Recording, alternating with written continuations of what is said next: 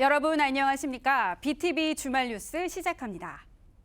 이번 한 주는 정월대보름과 2월 14일 발렌타인데이가 있는 주입니다. 여러분의 기억 속에 2월 14일은 어떤 날로 기억될까요? 2월 14일, 이 시대, 이 순간이 갖는 의미를 주제로 다양한 소식들 준비해봤습니다.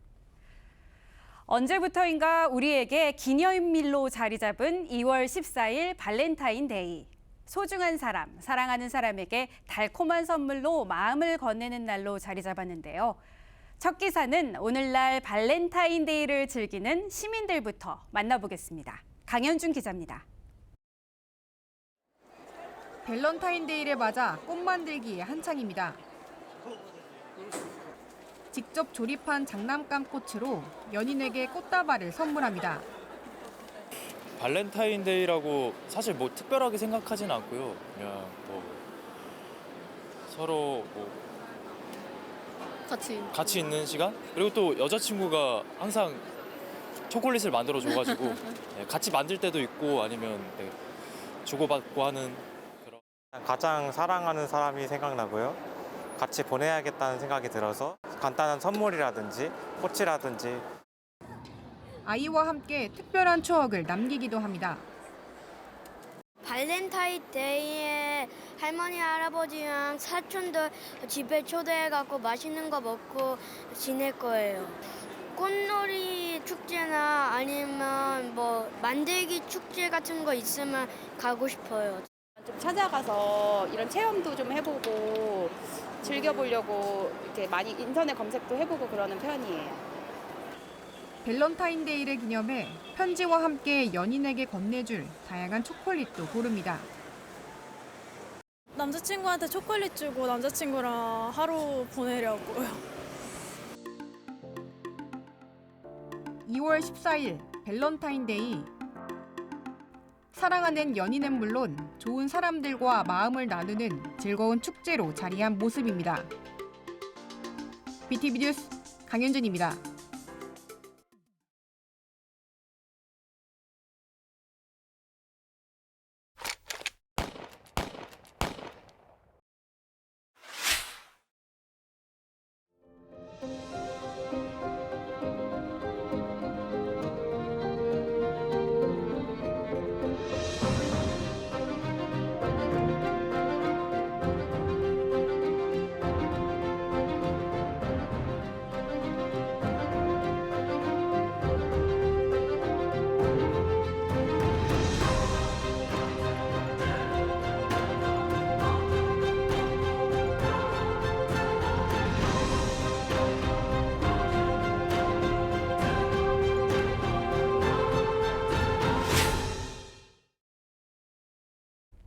앞서 영상 보시고 어떤 생각이 드셨을까요? 발렌타인데이로 더 많이 알려진 2월 14일은 안중근 의사의 사형 선고일이기도 합니다. 안중근 의사 하얼빈 의거 115주년을 맞는 올해 대한민국 역사박물관에서는 안중근 의사의 글을 살펴볼 수 있는 기획 전시가 열리고 있습니다. 대한민국의 독립을 그 누구보다 열망한 독립운동가 안중근. 그가 이 시대 우리에게 고하는 메시지 담아왔습니다. 교육가이자 의병이었고 격동의 시대 나라를 위해 끊임없이 고민한 독립운동가 안중근. 안중근 의사의 삶은 교육을 중시하고 신앙이 깊었던 가풍에 그 뿌리를 두고 있습니다. 황금 100만 양보다 자식에게 하나를 가르치는 게 낫다는 글에서는 안정근, 안공근, 안명근 등 많은 독립운동가를 길러낸 안중근 의사 가문의 교육에 대한 가치관이 잘 녹아 있습니다. 사범학교 통해서 이제 국내 유망한 인재들을 모아서 영어 교육도 진행하시려고 했었던 모습들이 있는데 그런 모습들이 좀 잘 알려져 있지 않고요. 동생들에게 이제 유언을 남길 때도 너희들은 돌아가서 이제 생업이나 산업에 힘쓰도록 하여라라고 했을 때 또 두 동생들에게 교육에 대한 중요성을 신신당부하셨던 내용들도 있습니다. 1905년 을사늑약과 1907년 정미 7조약이 체결되며 나라가 위기에 처하자 안중근 의사는 동지들과 함께 독립운동에 투신했습니다. 국가 안위를 걱정하고 애태운다는 글에는 독립운동에 투신했던 안중근 의사의 마음가짐이 담겼습니다. 어진 사람은 자신을 희생해 인을 이룬다는 내용의 글에서는 1909년 10월 하얼빈 의거를 준비한 안중근 의사의 마음이 느껴집니다. 안중근 의사에게 글은 일본 제국주의에 맞서 동양 평화 사상을 설파하기 위한 방법이었습니다. 하얼빈 의거 후 리순 감옥에 갇혀 있는 동안 안중근 의사가 남긴 유묵은 200여 점이 될 것으로 추정됩니다. 1910년 2월 14일에 사형 언도를 받으시고선 3월 26일에 순국하시기 전까지 한 40일 정도 기간 동안 유묵을 쓰셨습니다. 국권이 피탈되기 바로 전의 상황이었고요. 그런 상황임에도 불구하고 스스로의 죽음이라든가 순국을 앞두고도 그것을 굴하지 않고 하고 싶은 이야기들 다 장렬하게 한마디씩 하시는 모습을 보면서 좀 그런 모습들을 안중근의 기계라든가 어리라든가 이런 것들을 느껴볼 수 있지 않을까 싶습니다. 자신의 죽음 앞에서도 나라의 독립을 먼저 바랐던 대한국인 안중근. 하얼빈 의거 115주년을 맞는 올해 그가 남긴 독립이라는 두 글자가 우리에게 깊은 울림을 전하고 있습니다. BTV 뉴스 김진중입니다. 지난 10일 대전에서는 한 초등학교에서 교사가 흉기를 휘둘러 학생을 숨지게 한 충격적인 사건이 있었습니다. 이 사건을 계기로 문제교사에 대한 관리와 제도 개선이 필요하다는 목소리도 커지고 있습니다. 김지영 기자가 보도합니다. 지난 10일 오후 5시 50분쯤 대전 서구의 한 초등학교에서 8살 김하늘 양이 흉기에 찔린 채 발견됐습니다. 피해 학생에게 흉기를 휘두른 용의자는 다름 아닌 김양과 같은 학교에 근무 중이던 40대 교사. 교육계에선 충격을 넘어 참담하다는 반응이 나오고 있습니다. 교직에 있으면 어느 정도 아무리 이상해도 설마 그런 일을 벌일까? 그래도 이 사람이 문제를 일으키고 여러 사람을 힘들게 하지만 최소한 애들을 이런 사건까지 벌이겠느냐. 이런 사건이 일어났다는 것 자체가 우린 다 충격이었던 거예요. 가해 교사는 지난해 우울증을 이유로 휴직했다가 지난해 말 조기 복직한 것으로 알려졌습니다. 사건 발생 며칠 전에도 폭력적인 행동을 보였다는 증언이 나왔습니다. 이처럼 교사가 정신적, 신체적 문제로 정상적인 직무 수행이 어렵다고 판단되면 질환교원심의위원회를 열어 조치를 논의할 수 있습니다. 지난 2019년 이 제도가 도입된 이후 인천에선 총 5건의 심의위원회가 열렸는데 이 중 4건은 정신질환이 원인이었고 3건은 실제 휴직 처리됐습니다.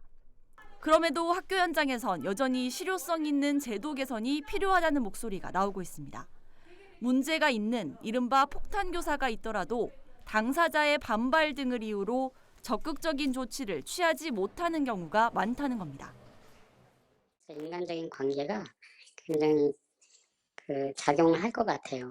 이 위원회로 내가 올림으로 해서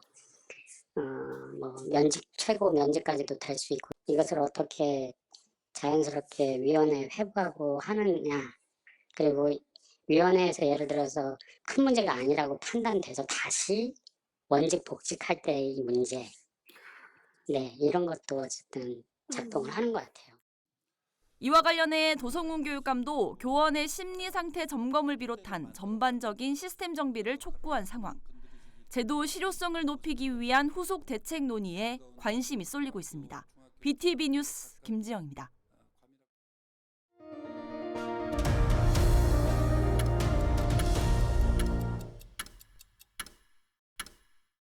반려인구 1,200만 명 시대, 반려동물을 가족으로 삼는 팬밀리라는 표현은 이제 더 이상 낯설지가 않은데요. 사회적 변화에 맞춰 반려 문화도 변화해야 하지만 현실은 그렇지 못합니다. 때문에 반려동물 출입 공간에 대한 규제를 유연하게 적용해야 한다는 목소리가 나오고 있는데요. 먼저 강현준 기자 리포트 보고 오겠습니다. 지난해 4월 애견 카페로 사업을 시작한 청년 창업가 황상순 씨. 반려동물과 함께하는 공간을 만들고 싶어 창업했지만 방향을 틀었습니다.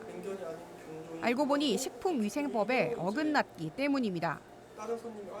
따로 규제에 접촉되는 게 없는 줄 알았는데 이제 운영을 하면서 느꼈던 게 이게 반려동물 관련된 법이 생각보다 이제 저희가 지키지 못할 그런 것들이 많이 존재했다라는 것을 알게 되었고, 일반 카페로 전환했지만 반려동물 이름으로 손님들이 남겨뒀던 적립 쿠폰은 카페 한켠에 그대로 놓였습니다. 이 규제를 알게 되면서 반려동물과 함께 할 수 있는 공간을 포기하게 되면서 제가 예상하는 것과 많이 다르게 진행되었는데요. 이제 손님들께서 함께 할 수 있는 공간이었는데 이제 함께 하지 못한다니까 이제 떠나시는 분들이 많았고, 그게 가장 좀 힘든 부분이고, 또 다른 제과점도 상황은 마찬가지. 반려동물과 같이 들어가도 되냐는 손님들 물음에 매번 곤혹스럽기만 합니다. 동반이 가능하거나 잠깐이라도 들어올 수 있는 그런 매장이 좀 많으면 좋을 텐데, 여기 지나다니시는 분들도 오시다가 반려동물 안 되겠지 하고 그냥 보시다가 그냥 가시는 분들도 많으시고, 여쭤보시는 분들도 많아요. 혹시 잠깐 들어가도 되나요? 이런 식으로. 반려인들 역시 이러한 규제는 생소하게 느껴집니다. 필요한 안전장치를 갖추면서 반려동물과 함께하는 공간이 많아져야 한다는 목소리가 나옵니다. 계절에 따라서 견종에 따라서 실외보다 실내 활동이 더 이제 필요한 경우가 많이 있거든요. 그거에 비해서 실내 시설이 특히 부족하고 규제는 그것에 비해서 좀 이제 지금 상황은 반영하지 못하게 너무 강하기 때문에 같이 있어야 하고 어디든 같이 갔으면 좋겠고 그래요. 그래서 실내 공간에 강아지랑 같이 갈 수 있는 선택지가 많지가 않아서 한정적인 부분도 있고 눈치도 좀 많이 보여서 그런 부분들이 좀 불편했어요. 현재 규제 샌드박스로 식품의약품 안전처의 사전 승인을 받은 경우 반려동물 동반 출입 규제가 완화되고 있지만 승인까지 평균 1년 가까이 소요되는 상황. 보다 실질적인 해결책이 요구되고 있습니다. BTV 뉴스 강윤준입니다.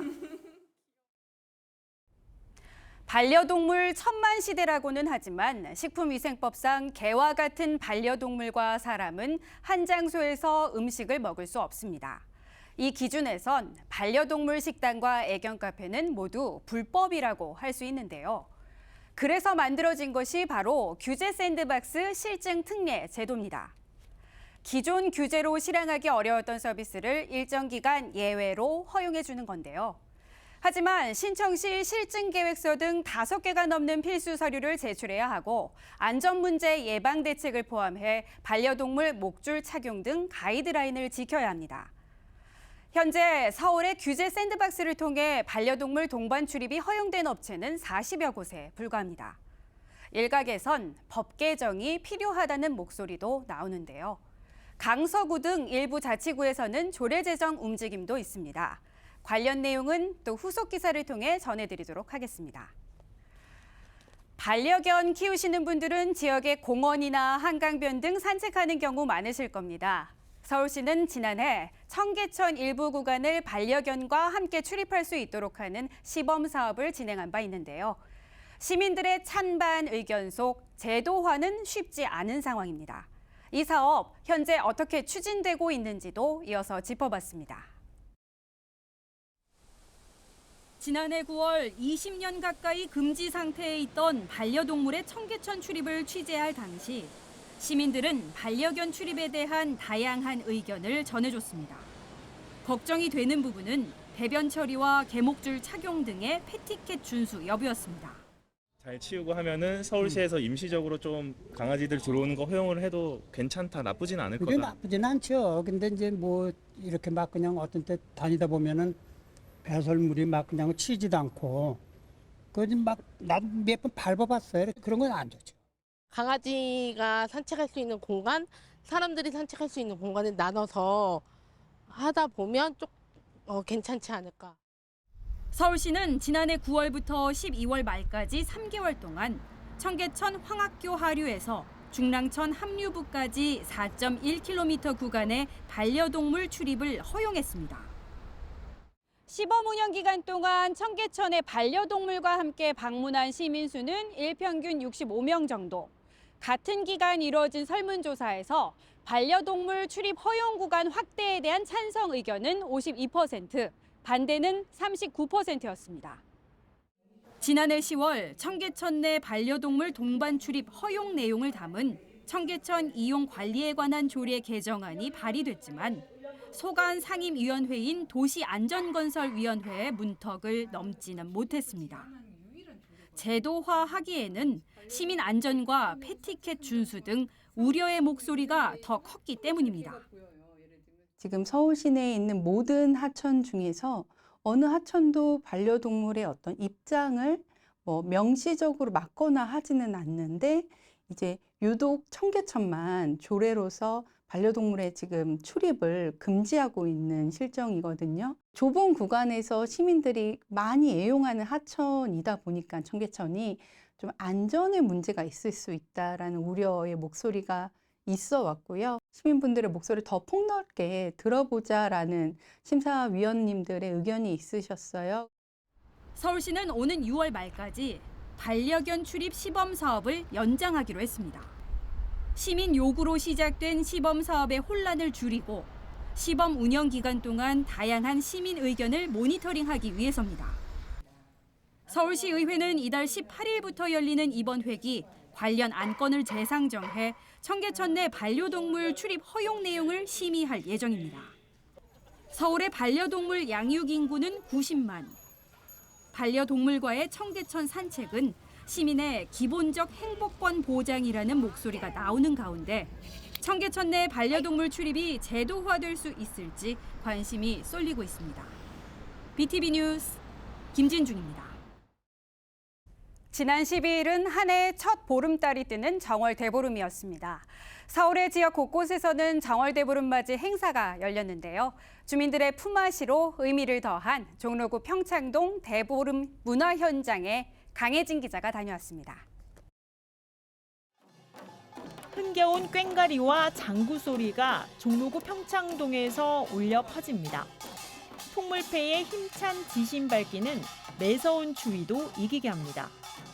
음력 1월 15일 종로구 평창동 주민들이 가장 먼저 정월보름 맞이 행사를 선보인 겁니다. 징, 꽹과리, 장구, 북 이 사물을 계속 치면서 애군을 떨쳐내고 새해 소망을 빌어보는 모든 그 기운을 받는 거거든요. 만사 형통 기원 고사도 지냅니다. 을사년 첫 보름날 애군 없이 동네의 평안을 기원하며 주민들이 큰절을 올립니다.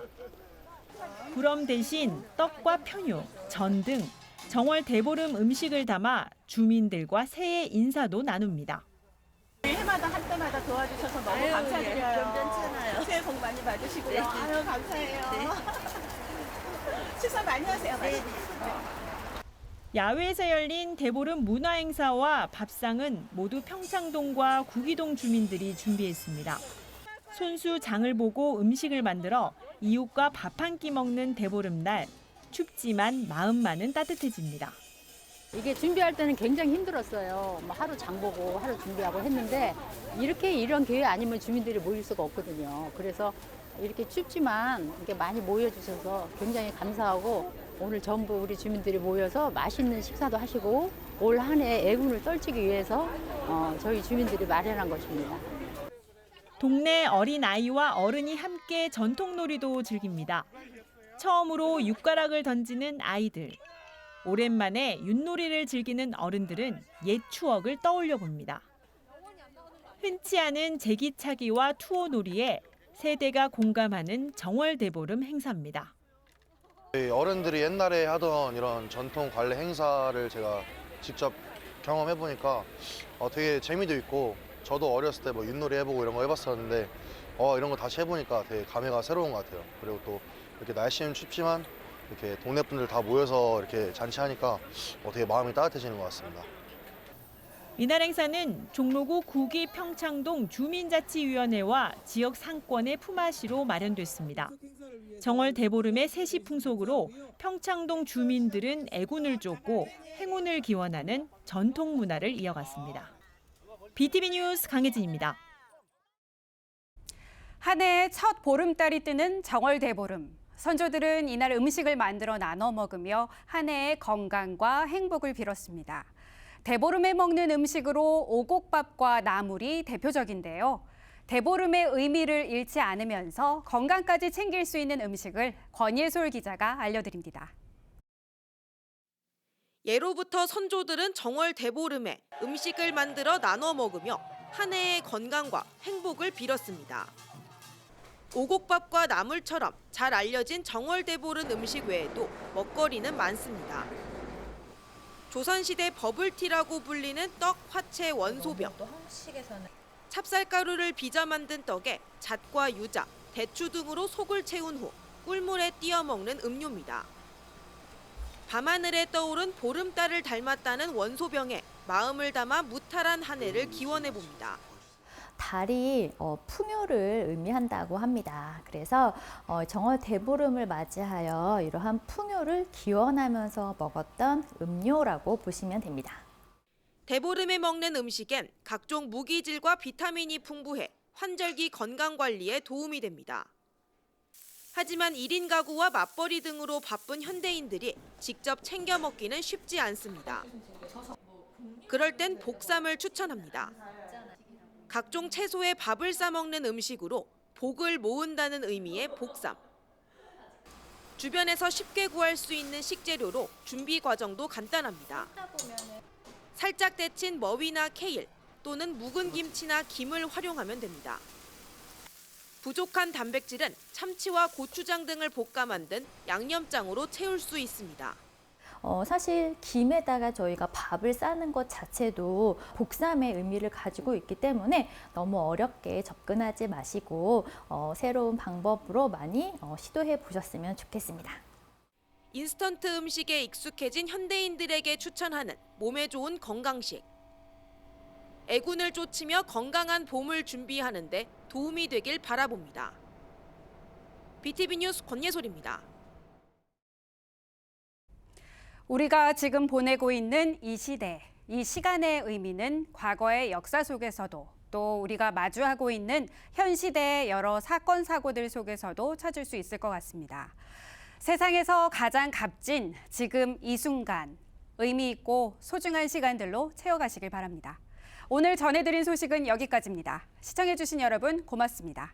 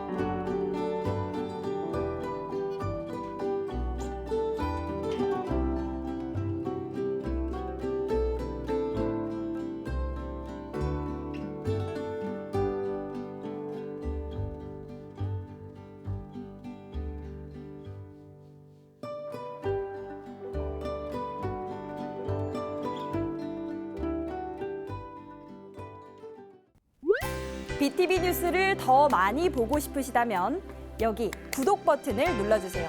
추천 영상도 누르면 바로 재생됩니다. 또 다양한 서울 소식을 보고 싶으시다면 휴대폰에서 가지 앱을 다운로드해보세요. 저희 BTV 뉴스를 시청해주셔서 감사합니다.